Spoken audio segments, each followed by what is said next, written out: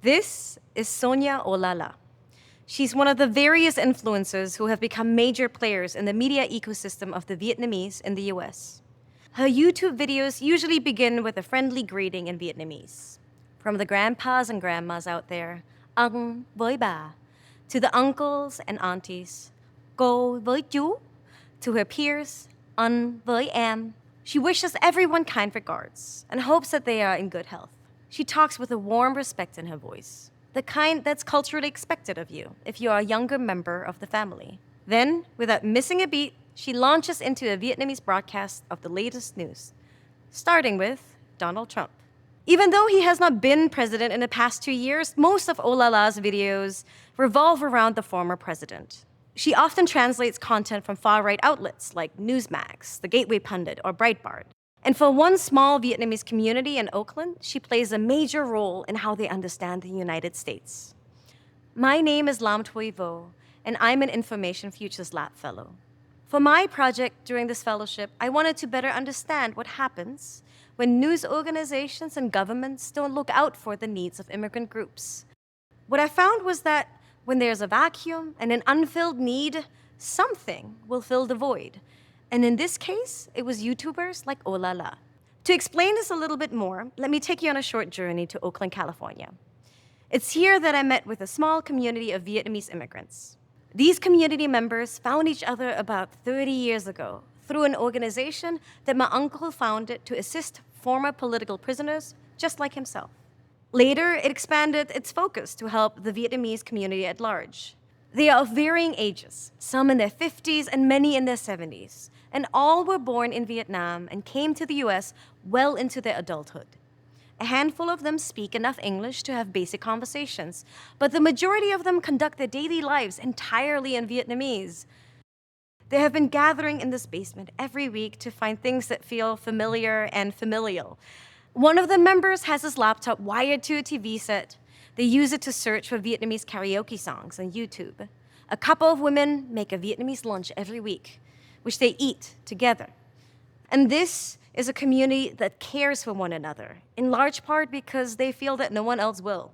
Despite their neighborhood being roughly 20% Asian, they often feel overlooked by politicians, by government institutions, the police, and the mainstream media. And so amidst these joyful gatherings, they also do vital things that are important for their well-being. They help administer yearly flu shots, organize local activities like street cleanups, and assist with voter registration. Together, they also help each other meet each other's information needs. They exchange information about their neighborhood. They pick up a weekly Vietnamese newspaper during their gatherings too, and if a crime happens in a Vietnamese business nearby, the group will text each other and keep an eye out. This need for information in their language and from their community became even more pertinent in the past few years. When the pandemic hit, it disrupted life for this group. Like many other people, they found themselves lost in a sea of information and misinformation around an ever-evolving virus that kept the world hostage.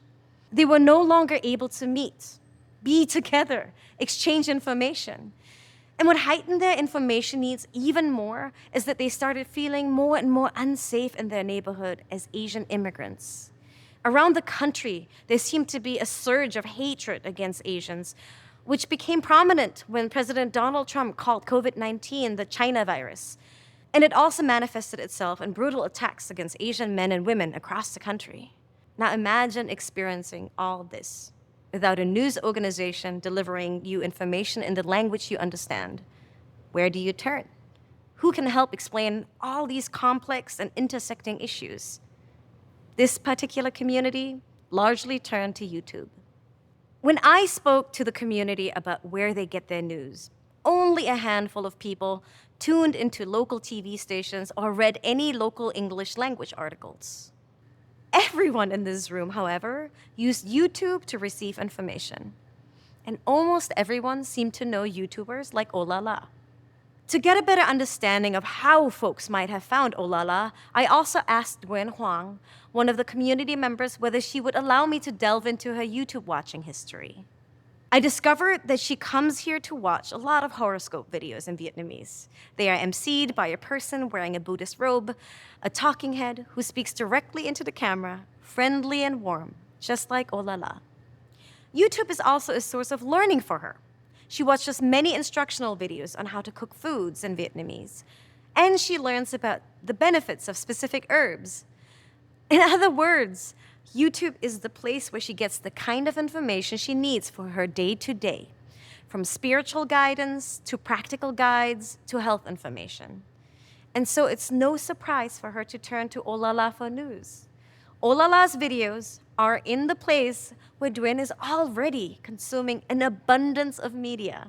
And Olala also speaks to her in the exact same way that all the other video sources do. It's hard not to worry about the quality of information Vietnamese community members receive on YouTube.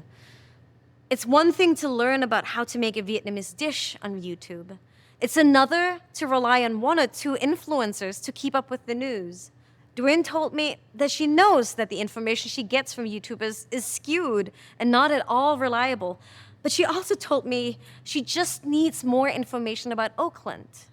And then she turned to me and asked, "Can you help?" The story of this small group of people demonstrates a really big problem.